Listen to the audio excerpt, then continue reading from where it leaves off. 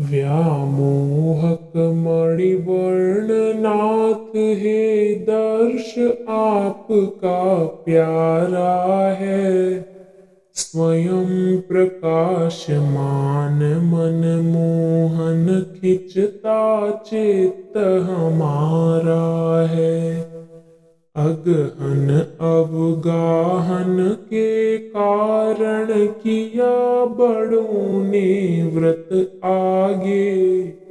वही अपेक्षित हमको भी है, कहती हैं हम अनुरागी।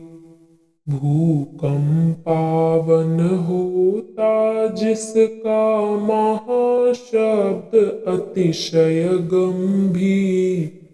दुग्धवर्ण समशंख महत्तम मिले, कृपा करिए यदुवीर।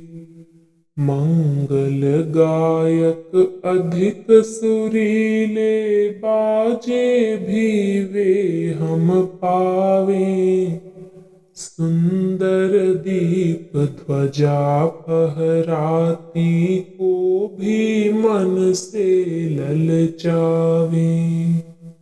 यही नाथ हम परिकर चाहें, यही सुव्रत का फल जानो। निर्हेतु कही कृपा रावरी की, बस वर्षा की ठानो।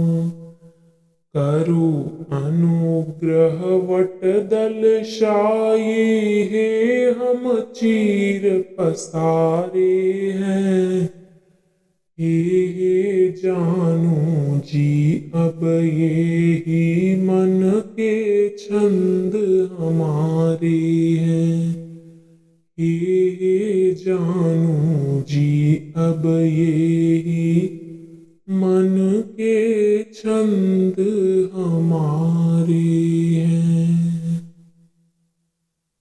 इस पद में गोपियां भगवान श्री कृष्ण की महिमा और उनके प्रति अपनी गहन भक्ति को अभिव्यक्त कर रही हैं। वे भगवान के दिव्य स्वरूप, उनकी अद्भुत महिमा और उनकी कृपा की कामना करती हैं। गोपियां भगवान को व्योमहक मणिवर्णनाथ कहकर संबोधित करती हैं और कहती हैं कि उनका स्वरूप इतना आकर्षक है कि वह उनके चित्त को सहज ही अपनी ओर खींच लेता है। भगवान स्वयं प्रकाशमान और मनमोहक हैं और उनके दर्शन मात्र से मन आनंदित हो जाता है। गोपियां कहती हैं कि उनके बड़े बुजुर्गों ने अगहन मास में पवित्र स्नान और व्रत का पालन किया और वे भी उसी परंपरा का पालन करते हुए भगवान से उनके कृपामय दर्शन की आकांक्षा रखती हैं। वे भगवान से निवेदन करती हैं कि उनकी कृपा से उन्हें शंख जैसा सुंदर और पवित्र प्रतीक प्राप्त हो, जो दूध के समान उज्जवल और प्रभावशाली हो।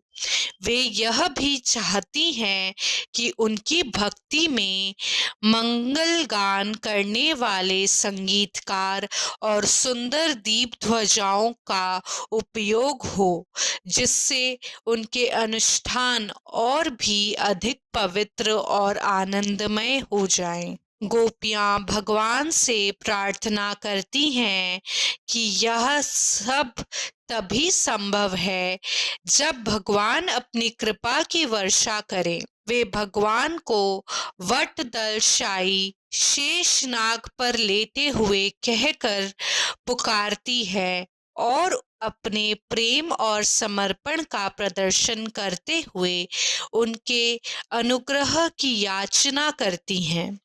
अंत में गोपियां यह कहती हैं कि वे पूरी तरह से भगवान पर निर्भर हैं और उनके बिना कुछ भी संभव नहीं है। इस पद में भक्ति, प्रेम और भगवान की कृपा की महिमा का अत्यंत सुंदर वर्णन किया गया है।